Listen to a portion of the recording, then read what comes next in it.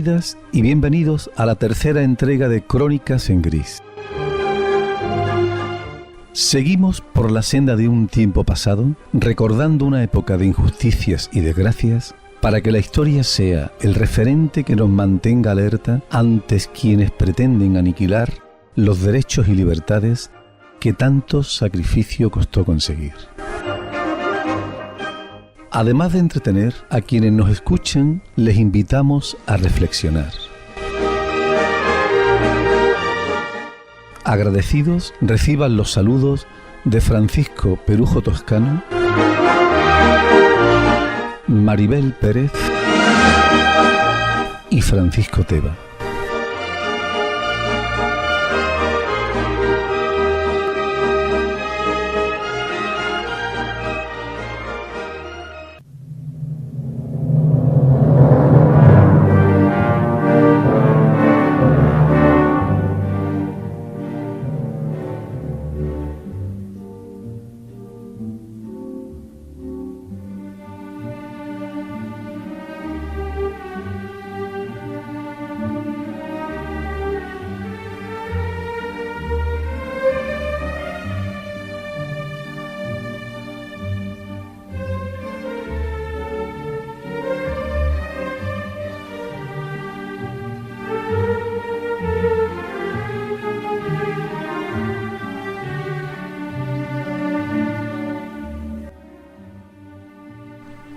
Pasada la mitad de la década de los 50, las circunstancias para los ciudadanos son más esperanzadoras gracias a la emigración, a la ruptura del aislamiento internacional y a una incipiente industria turística.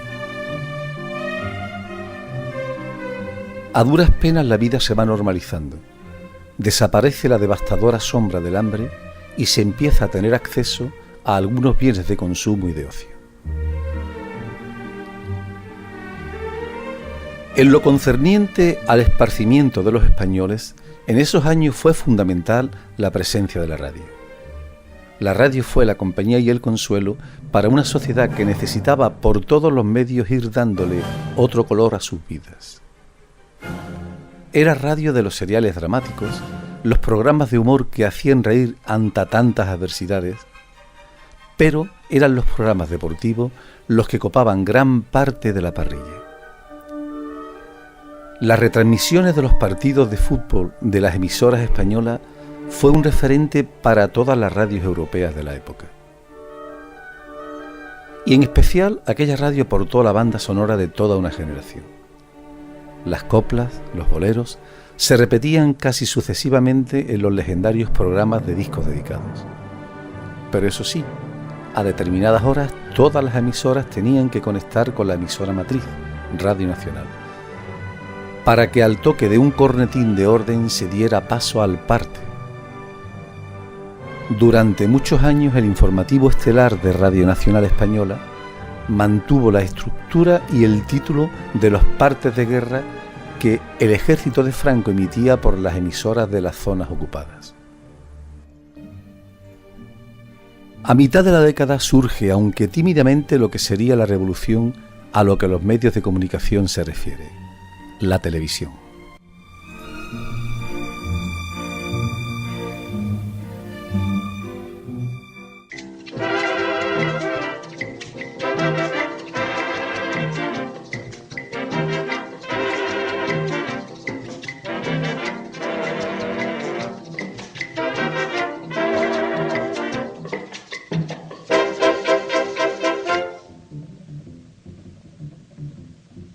La televisión pronto llegará y yo te cantaré y tú me verás. La televisión pronto llegará, yo te cantaré y tú me verás. Vísteme bien, mamá, vísteme bien que voy a transmitir. Que no hace falta tener buena voz, hay que lucir bastante el figurín.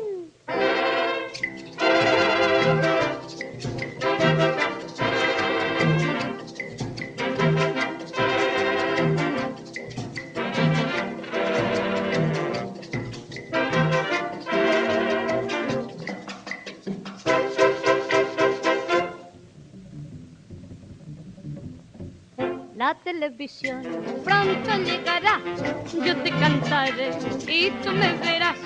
La televisión pronto llegará, yo te cantaré y tú me verás. Cuando yo salga en la televisión, a pedacitos no voy a alcanzar. Lindos muchachos yo tendré un montón, porque mi tipo es muy sabroso. Dime, la televisión pronto llegará.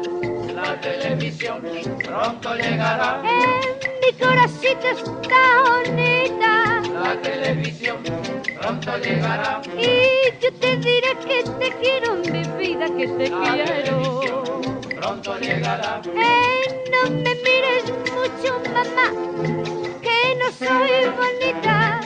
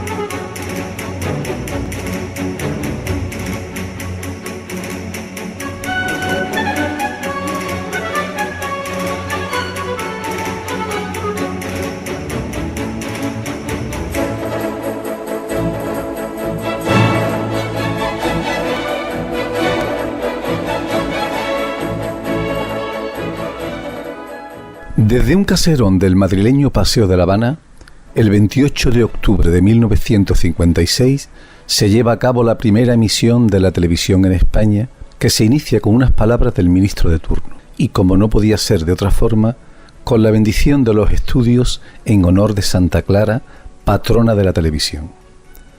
Posteriormente se emitió un intermedio musical, varios documentales de Arnoldo, una exhibición de bailes regionales realizados por los coros y danzas de la sección femenina, muy acorde con los tiempos, y la emisión termina con un lacónico concierto de piano. Con grandes titulares, la prensa de la época se hacía eco del gran acontecimiento y afirmaban que la señal había tenido un alcance de 60 kilómetros, pero la realidad fue otra. La débil señal solo llegó a unos pocos de los 600 aparatos que a un precio de 25.000 pesetas se habían instalado en la capital. Poco a poco, casi entrando en la nueva década, la televisión se fue implantando. Eran muy pocos los hogares españoles que podían poseer un televisor. Los precios eran prohibitivos. Pero las gentes acudían a bares y cafeterías en donde se había sustituido la vieja radio por el moderno y mágico aparato. Estos establecimientos aumentaron de forma extraordinaria la clientela. La voz del inconfundible Matías Prats ya no tenía que esforzarse para hacer ver en la imaginación una jugada del delantero sobre el área del equipo contrario. Ya se podía ver como si estuvieses en las gradas de cualquier estadio del mundo. Con la televisión, en cierta forma, cambió la vida de los españoles.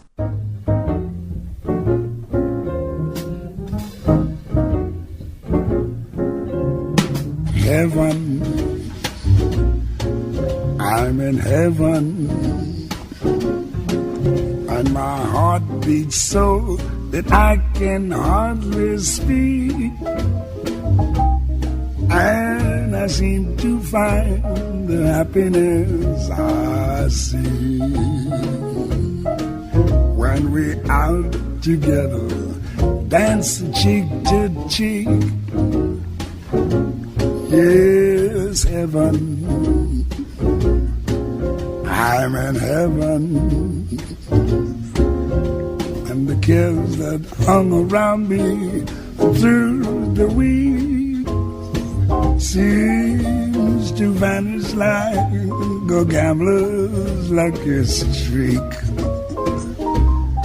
when we out together, dancing cheek to cheek. Oh, I'd love to climb to mountain, reach the highest peak, but it doesn't thrill me half as much as dancing cheek to cheek. Oh, I'd love to go out fishing in a river or a creek, but I don't enjoy it half as much as dancing cheek to cheek. Now, mama, dance with me. I want my arms about you, the charms about you will carry me through.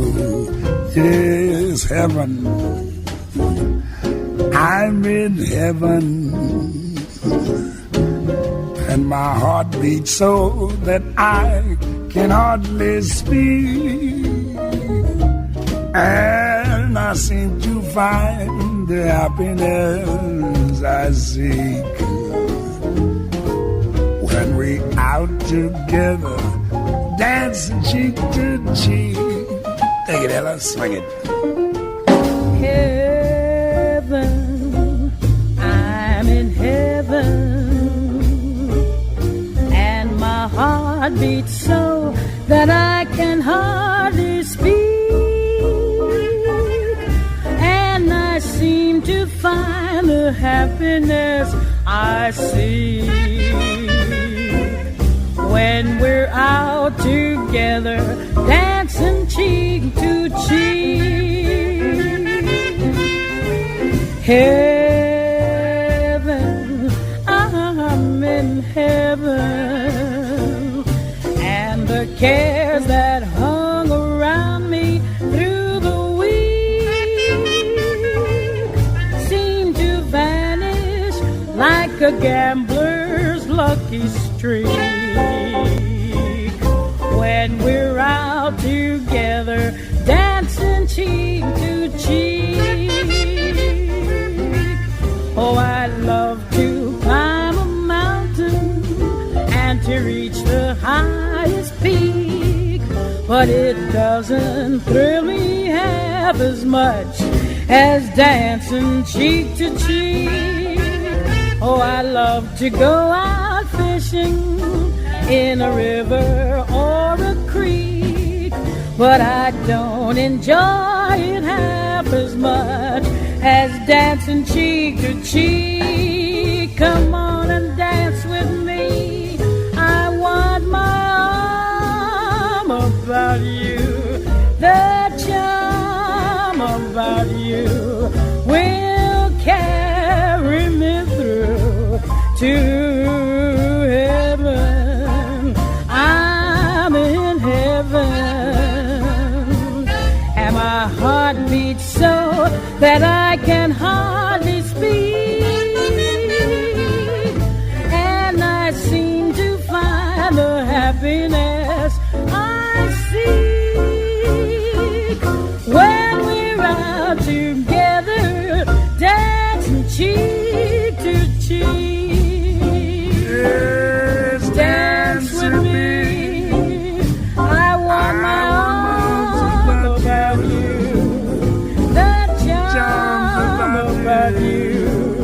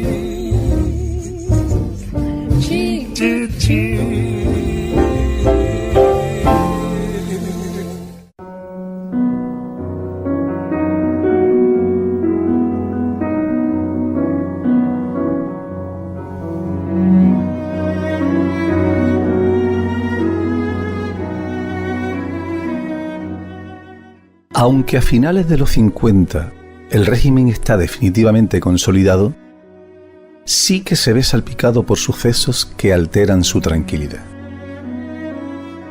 En 1957, Dionisio Ridruejo, intelectual de prestigio y uno de los ideólogos más destacados de la Falange, que desde hacía años se posicionó en contra del franquismo, es encarcelado.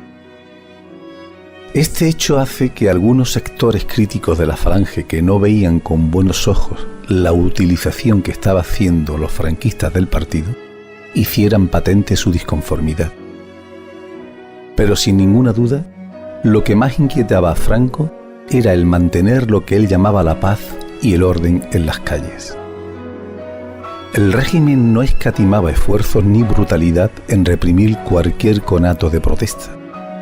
Pero a pesar de todo el terror que infligía el descomunal aparato represivo, siempre dirigido por elementos de una crueldad contrastada, estudiantes y principalmente los mineros asturianos empezaron a enseñar los dientes. Entre 1957 y 1960, los mineros asturianos hicieron 3 grandes huelgas, con importantes consecuencias represivas, entre otras, nuevos casos de exilio. Sin embargo, la estrategia global de actuación contra el régimen sufrió en ellas definitivas modificaciones. Comunistas y católicos iniciaron nuevas vías de oposición, centradas en la penetración en los aparatos sindicales del sindicato vertical. Esta nueva estrategia de lucha sería el embrión de lo que después sería el sindicato de clases más importantes del país, Comisiones Obreras.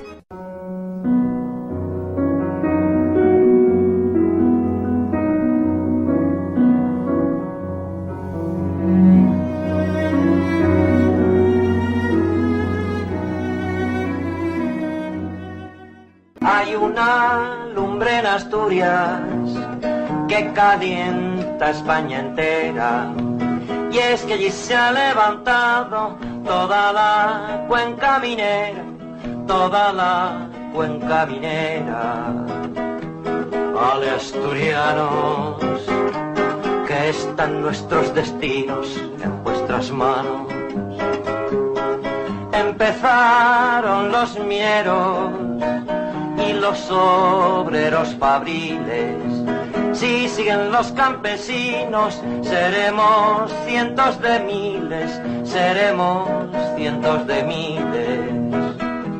Bravos mineros, siguen vuestro camino los compañeros. Hay algunos sacerdotes francamente progresistas, apoyan las peticiones de los mineros huelguistas, de los mineros huelguistas. Algunos curas, igual que a las maduras, van a las duras. Santa María, haz que empiece la huelga en Andalucía. Oh Virgen pura, lleva la huelga al campo de Extremadura. Santa Patrona, haz que siga la huelga de Barcelona. Los ministros españoles lo hacen todo del revés. Unos andan de cabeza y otros piensan con los pies, y otros piensan con los pies. Romeo Gorría ha incrementado mucho la plusvalía. Flora Tamayo, ponerle de ministro ha sido un fallo.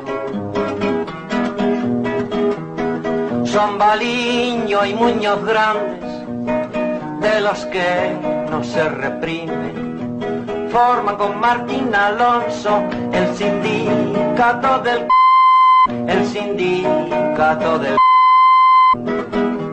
García jugaba con pistolas desde muy niño. Era muy raro que no se le escapara ningún disparo.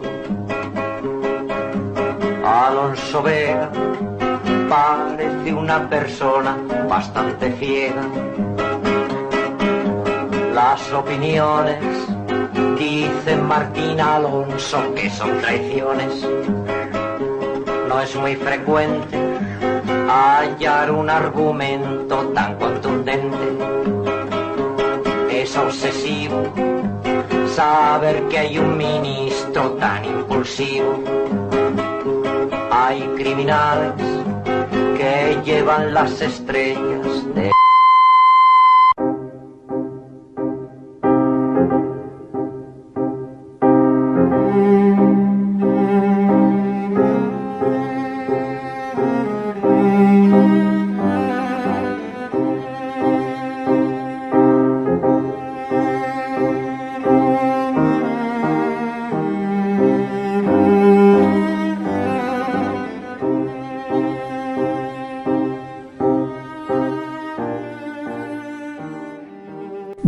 ...1959 supuso el fin de la autarquía, modelo económico que el régimen implantó desde el final de la guerra. Este sistema económico se basaba en la autosuficiencia sin tener que recurrir a la importación de recursos, situación que sin duda agravó las condiciones de penuria en que durante 2 décadas vivió la población. Con el desembarco en el gobierno de los tecnócratas del Opus Dei, se puso en marcha lo que se denominó el Plan de Estabilización conforme a las directrices del Banco Mundial. Se liberalizó la economía reduciendo el intervencionismo del Estado, se recortó el gasto público, se abrió la economía al exterior, se devaluó la moneda y se facilitaron las inversiones extranjeras. A partir de la entrada de la nueva década, se percibe que algo está cambiando y son los jóvenes que no vivieron la guerra quienes, a pesar de la secular vigilancia de los sectores más inmovilistas del Estado y las amenazas del castigo eterno de los púlpitos, se alienaron con el estallido de ruptura que las juventudes de los países democráticos de Europa estaban protagonizando. Y aunque te podía costar dormir en el cuartelillo, los chicos empezaron a dejarse el pelo largo y las chicas a cortarse la longitud de la farda. Y por supuesto, a dejar de un lado los melosos boleros de Machín y todo aquel folclore tan impregnado de tópicos y sabor patrio. Las jóvenes españolas ya no se emocionaban con marineros tatuados, ni con jinetes de ojos verdes, ni bailaban al compás del pasodoble cañí, que también. Ahora los jóvenes se deshacían con los trepidantes ritmos de los melenudos de Liverpool.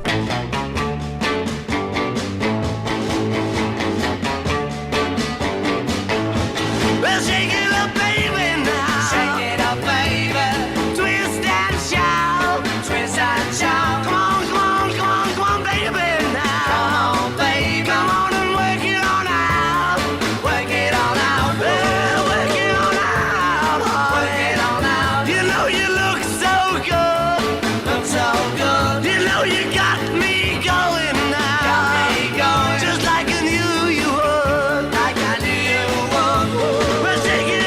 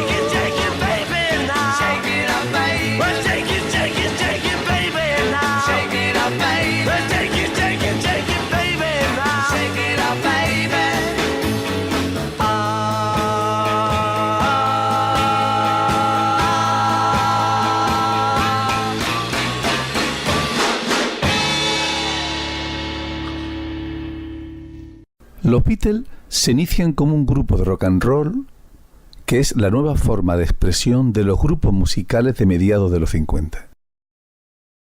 Desde Bill Haley and the Comets, la aceptación del nuevo estilo entre la juventud es fulgurante. Su entrada en España es tímida, pero en Madrid y Barcelona tiene seguidores que serán el germen de la multitud de grupos con guitarras eléctricas, los conjuntos, que se extenderán por todos los pueblos del territorio nacional en la siguiente década. Los indiscutibles pioneros e imperecederos dúo dinámico graban en 1959 este tema.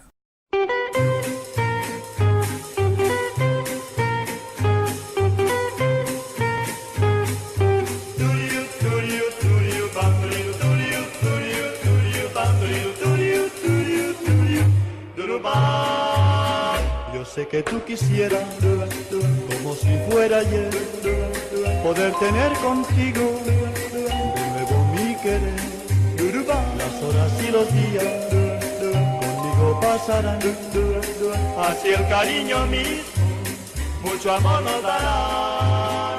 Es el recuerdo de nuestro gran amor, es el delirio que no puedo olvidar. Yo sé que tú quisieras, labios apretas, así muy juntos siempre, hasta la eternidad.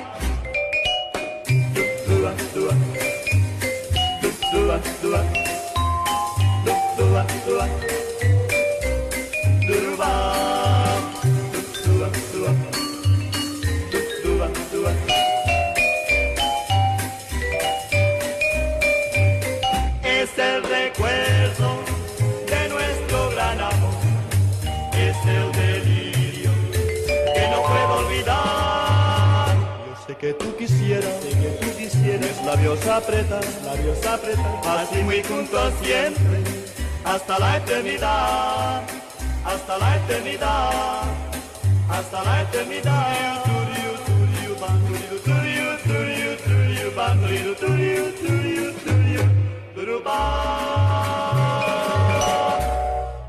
Pero quien se erige en el rey del rock para siempre es Elvis Presley, un muchacho de Mississippi que comienza cantando en la iglesia de su padre y que desde su aparición en 1956 revoluciona el mundo del espectáculo.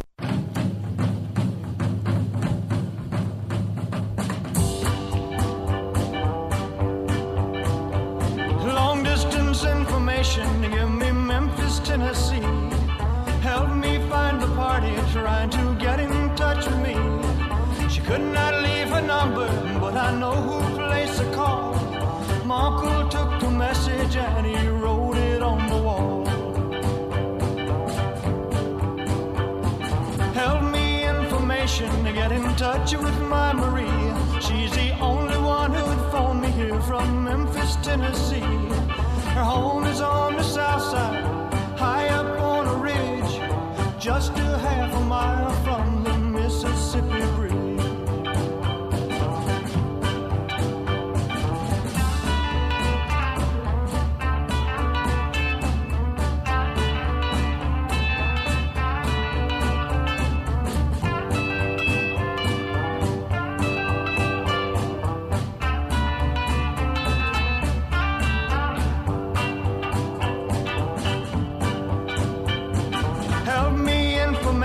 More than that I cannot add, only that I miss her and all the fun we had. But we were pulled apart because her mom did not agree, tore apart our happy home in Memphis, Tennessee. Last time I saw Marie, she was waving me goodbye, with hurry home drops on her cheek that trickled from her eye. Marie is only 6 years old. Information, please. Try to put me through to her in Memphis, Tennessee.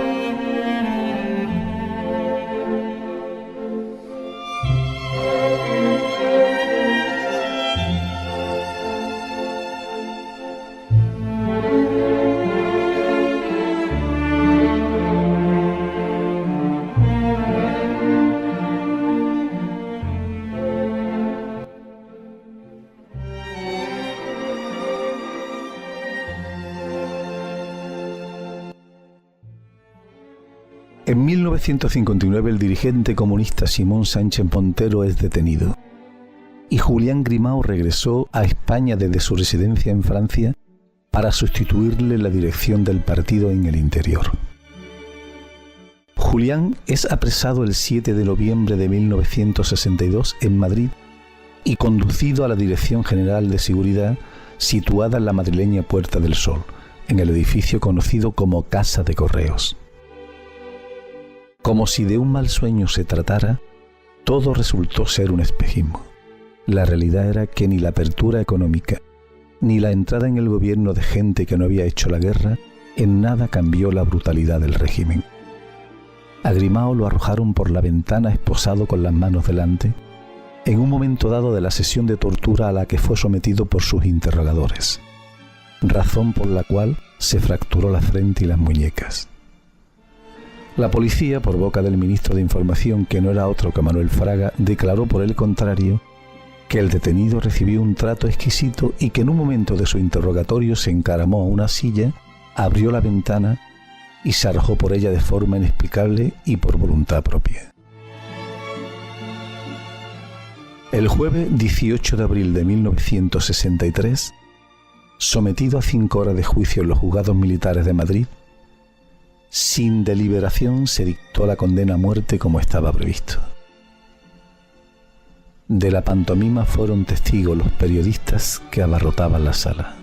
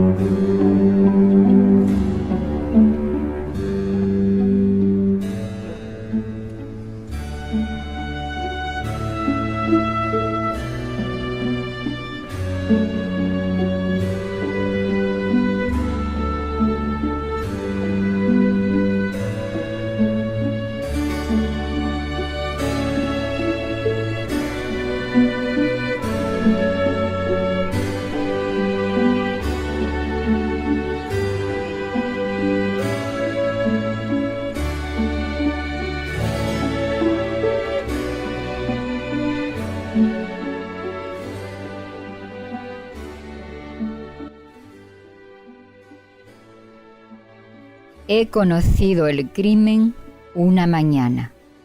Color tiene mi pena de sangre humana. Solo nubes y plomo lo presenciaron. Julián Grimao, hermano, te asesinaron. Ya no nace en la tierra ni un pensamiento que no lleve esta pena dentro del cuerpo. Del dolor de mi pueblo nace mi canto. Cuerdas de mi guitarra, sois compañeras de nuestro llanto. Malditos los que viven de la venganza, mientras mueren los pueblos por la esperanza. Silencio de mi tierra, qué amargo suenas. Las piedras del camino hoy sangre llevan. Nacerá el trigo joven entre besanas, las razones de nuevo pisoteadas, pero a pesar de todo, yo sé que un día tú estarás con nosotros como querías.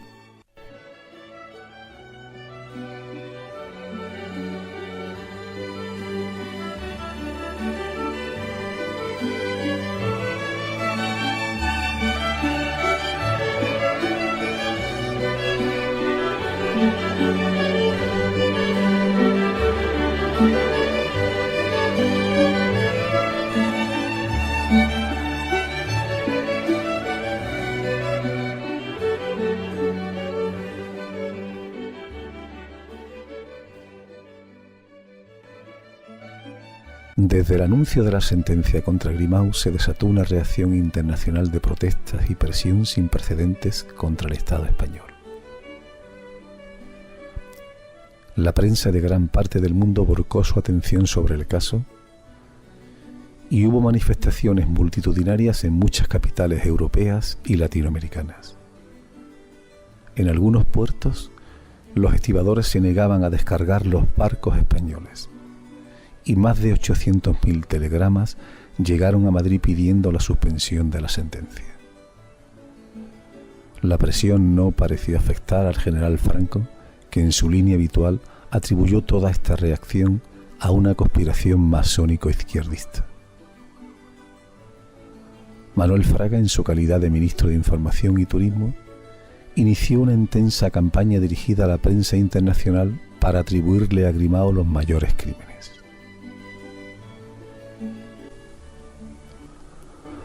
Julián Grimao, entre tanto, pasaba en el cuartel militar del barrio de Campamento sus horas de capilla en compañía de su abogado.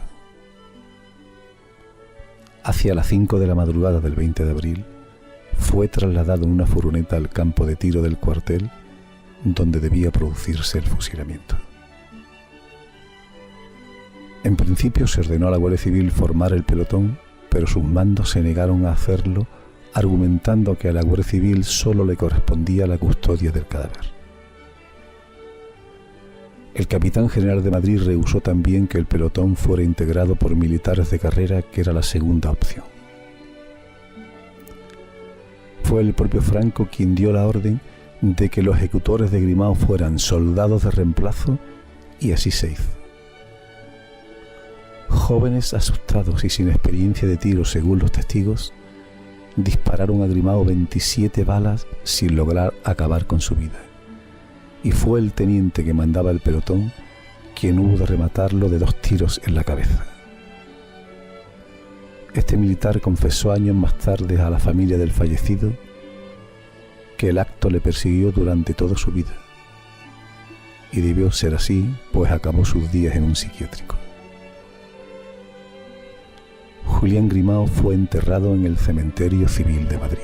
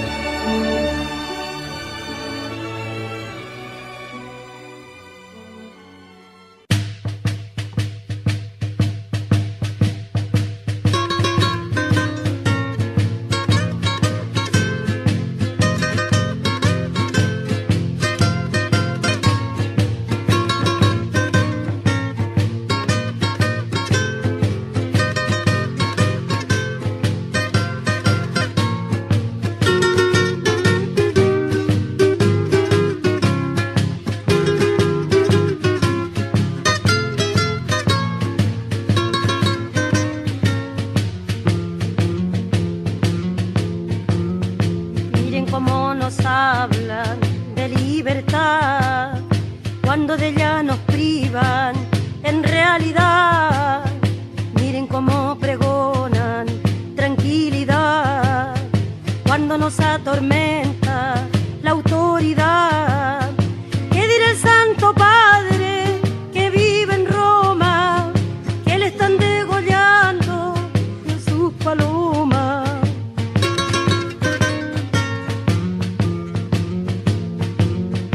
Miren cómo nos hablan del paraíso, cuando nos llueve en pena como granizo. Miren el entusiasmo con la sentencia, sabiendo que mataban a la inocencia. ¿Qué dirá el Santo Padre que vive en Roma? Que le están degollando a sus palomas.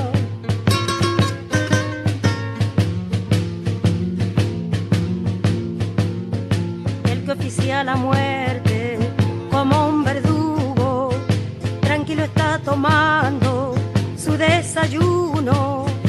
Con esto se pusieron la soga al cuello. El quinto mandamiento no tiene sello.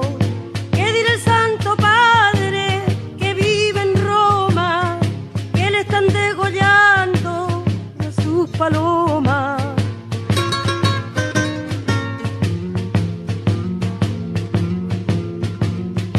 Entre más injusticia, señor fiscal, más fuerza tiene mi alma para cantar. Lindo se dar el trigo en el sembrado, regado con tu sangre, Julián Grimao. ¿Qué dirá el Santo Padre que vive en Roma, que le están degollando ya sus palomas?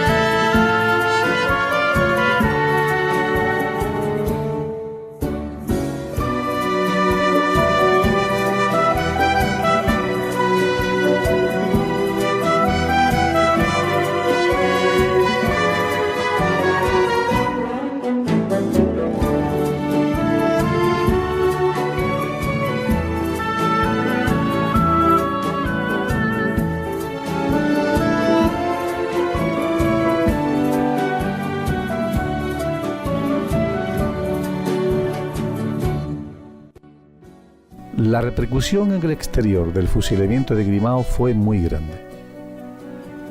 En junio de 1964, la selección española de fútbol consigue llegar a la final de la Copa de Europa, que a la sazón se disputaba en Madrid, contra la selección de la Unión Soviética. 4 años antes, España se retiraba de la competición para que los comunistas no pisaran el Bernabéu. El equipo nacional ganó 2-1 y se inicia la utilización del fútbol para enaltecer el ardor patriotero. Pero esto es otra historia.